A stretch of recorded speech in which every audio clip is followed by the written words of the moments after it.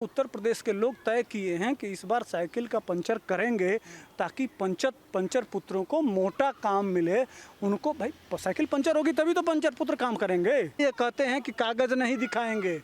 जिस दिन कागज़ दिखा देंगे तो अमर अकबर एंथनी तीनों के बाप रामलाल ही निकलेंगे। अरे यार कांग्रेस का नाम कौन लेते हैं? वो अपना वो ब्रांडेड मार के वो अपना पड़ा हुआ है, वो इटली गया होगा, नहीं तो बेचारा कहीं सो रहा होगा उसको। वो तो भाजपा का प्रचारक है। साफ तौर पे टिप्पणी कर रहे हैं कि योगी को सीएम नहीं बनने देंगे और साथ की यूपी का जो सीएम होगा वो मुस्लिम चेहरा बनाएंगे।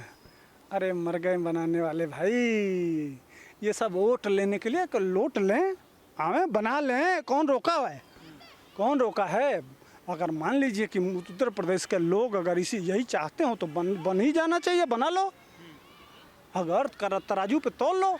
ये जाट हुआ था ना, क्या ये रामपुर का जो इस समय जेल में है, जो कहता था, जो सबकी चड्ढी देखता था, आजम खान, याद है? किसका? वो हीरोइन का चड्ढी देखता था, वो जानते हैं हम। वो कहा था कि भारत माता डायन, भारत माता को डायन कहा था। ये इस तरह के शब्द गढ़े जाते थे समाजवादी पार्टी सरकार में। यही सरकार चाहिए है? कोई जिस तरह से अपराध पे कंट्रोल किए हैं बाबा, उस तरह से जाटों को, बहन बेटियों को छेड़ा जाता था, और किस तरह से क्या। इसकी पार्टी भी धार्मिक पार्टी है। कहीं हमारे संविधान और हमारे लोकतंत्र में कहीं फिट बैठती है? तो इत्तेहादुल मुसलमीन का मतलब क्या होता है समझिए। ये आपको जाके पढ़ना चाहिए, समझना चाहिए लोगों को कि इत्तेहादुल मुसलमीन क्या है। ये धार्मिक पार्टी का यहाँ क्या ज़रूरत है? यहाँ इस तरह की पार्टी क्यों? अब वो लड़ने लगे, बजरंग दल लड़ने लगे, विश्व हिंदू परिषद लड़ने लगे, आरएसएस राष्ट्रीय, वो भी एक शुद्ध नाम है, जबकि स्वयं सेवक संघ। देखिए, जिसको यह जिहादी बार बार कहते हैं कि यह धार्मिक संगठन है या कट्टरता फैलाता है, उसका नाम क्या है? राष्ट्रीय स्वयं सेवक संघ।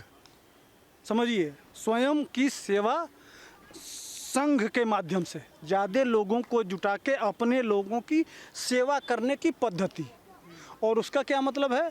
ऑल इंडिया इत्तेहादुल मुसलमीन, एक विशेष धार्मिक लोगों का संगठन। इसका उसका मतलब यह है। तो 100 सीटों पे चुनाव लड़ रहे हैं तो भाई ऐसे ही लोग लड़ेंगे। वो मज़ा चीख लिया ना, वहाँ जहाँ 50% से ज़्यादा मुसलमान थे, बिहार में 5 सीट मिल गया। अब वो देख रहा है कहाँ मिनी पाकिस्तान बन गया। जहाँ मिनी पाकिस्तान होगा, पाकिस्तान का फार्मूला यही तो था। पाकिस्तान किस आधार पे बना था? 2 नेशन थ्योरी, हिंदू के साथ मुसलमान नहीं रह सकता है। इसी आधार पे वोट पड़ा था। वोट में यहाँ सबसे ज़्यादा 99.9% लोग, मुसलमान लोग वोट दिए थे पाकिस्तान के पक्ष में। बाद में यहीं रह गए। क्यों रह गए? जो संघ के भागवत जी ने कहा कि यहाँ सबका डीएनए एक है, वो मुसलमान भी जानते हैं कि हिंदू यह मानता है कि सबका डीएनए एक है। कहीं न कहीं अगर सही ढंग से, इसीलिए ये कहते हैं कि कागज़ नहीं दिखाएंगे। जिस दिन कागज़ दिखा देंगे तो अमर अकबर एंथनी तीनों के बाप रामलाल ही निकलेंगे। समझ रहे हैं? ये अगर ओवैसी का भी चेक किया जाए तो इसका बाप भी कोई न कोई, रामलाल, श्यामलाल, मोतीलाल, कोई न कोई निकल जाएगा। ये पक्का है। अब समझ लीजिए, जो जिन्ना पाकिस्तान मांगा वो उसका भी दादा हिंदू था। ये सच्चाई है। इसीलिए कहते हैं कि कागज़ नहीं दिखाएंगे, सच्चाई खुल जाएगी। लेकिन मोहन भागवत जी के कहने का यह मतलब है, उसको समझिए। तमाम ये लौंडे हैं जो आज बहुत उस पर टीका टिप्पणी कर रहे हैं। बेटा, संघ आज 70 साल में अगर भगवा कहीं लहरा रहा है, भगवा लहरा रहा है पूरे देश में, हिंदुत्व की बात हो रही है, विकास की बात हो रही है, तो उसमें संघ का बहुत बड़ा रोल है। अरे एक बार मैं पश्चिमी उत्तर प्रदेश में, एक हमारे मित्र थे, मैं ठेकेदारी करता था, मैं जा रहे थे हम लोग गाड़ी से, मेरी गाड़ी थी, बिजनौर।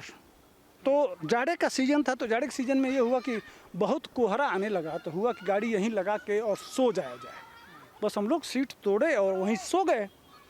2 सिपाही आए, उस समय समाजवादी पार्टी की सरकार थी। 2 कांस्टेबल आए और खटखटाए। मैं उठ के जब नींद खुली है, जब मैं देखा तो कहा कि अरे कहाँ से आ रहे हो? तो दिल्ली से। तो क्यों सो रहे हो? तो नींद आ गई थी, इसलिए कोहरा ज़्यादा है, कहीं एक्सीडेंट ना हो इसलिए सो गए थे। तो कहे कि जानते हो कहाँ हो? पाकिस्तान हो, गाड़ी भी जाएगी और शरीर भी जाएगी और तुम किसी काम के नहीं रहो, जल्दी भगो यहाँ से, रात का मामला है। ये सिपाहियों ने सतर्क करके हम लोगों दोनों आदमी को बचाया वहाँ से। कहे कि 5 मिनट लगेगा, जल्दी भाग लो यहाँ से। ये कंडीशन था समाजवादी पार्टी का। आज जाके उत्तर प्रदेश में पता कर लीजिए कि 12 बजे रात को बिटिया अगर घर से निकलती है तो अपने घर सुरक्षित पहुँचेगी। किसी की माई का लाल की हिम्मत नहीं है कि वो उसको छेड़े। आज जो छेड़ेगा वो जेल में जाएगा, नहीं तो ऊपर जाएगा। ये आज के डेट में लेकिन पांडे जी, एक सवाल ये आ रहा है ना कि 2022 में भाजपा कह रही है 300 प्लस जाना है। 300 प्लस कैसे जाएगी जब एक तरफ ये सब एक साथ महागठबंधन बना के अगर आ गए तो? अच्छा, इसके पहले अरे भाई, हाथी साइकिल तोड़ चुकी है और साइकिल वैसे भी पंचर नहीं होगा तो पंचर पुत्रों को काम कैसे मिलेगा? इसलिए उत्तर प्रदेश के लोग तय किए हैं कि इस बार साइकिल का पंचर करेंगे ताकि पंचर पुत्रों को मोटा काम मिले। उनको भाई साइकिल पंचर होगी तभी तो पंचर पुत्र काम करेंगे। वैसे भी जब साइकिल पर हाथी चढ़ी तभी साइकिल टूट गया। हाँ, इसमें हंसने वाली बात नहीं है। साइकिल की औकात है हाथी रोकने की। और पिछली बार क्या हुआ था? साइकिल पर हाथी चढ़ गई थी, साइकिल टूट गई है। वो कितना भी रिपेयरिंग करेंगे, जब हाथी चढ़ जाएगी तो साइकिल रिपेयरिंग के लायक नहीं है। और इस पंचायत चुनाव में बाबा ने बता दिया है कि तुम्हारी साइकिल पंचर हो गई है, अब उसको टांग दो घर पे और चुपचाप आराम करो। होटल बनवाए हो, होटल में बैठो, ऐश करो, ज़िंदगी भर मजे लो, चुनाव की चिंता छोड़ दो। जो मुलायम सिंह ने जो कुकर्म किया है उसका फल तुमको मिलेगा।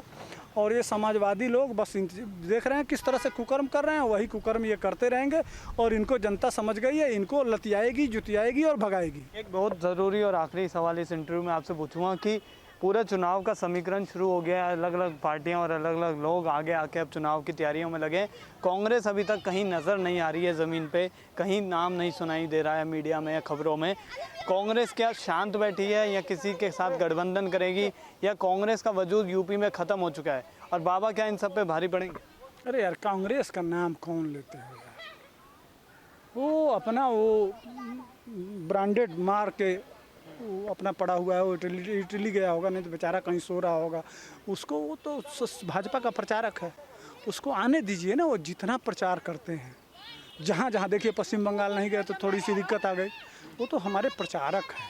राहुल गांधी जितना प्रचार करेंगे, बिहार में कई जिन सीटों पे प्रचार किए वहाँ भाजपा जीती।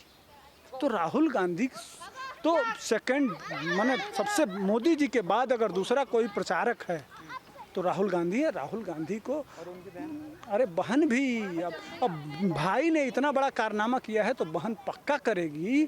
आप आने दीजिए, जहाँ जहाँ प्रियंका गांधी, राहुल गांधी जाएंगे उन सीटों पे भाजपा जीतेगी।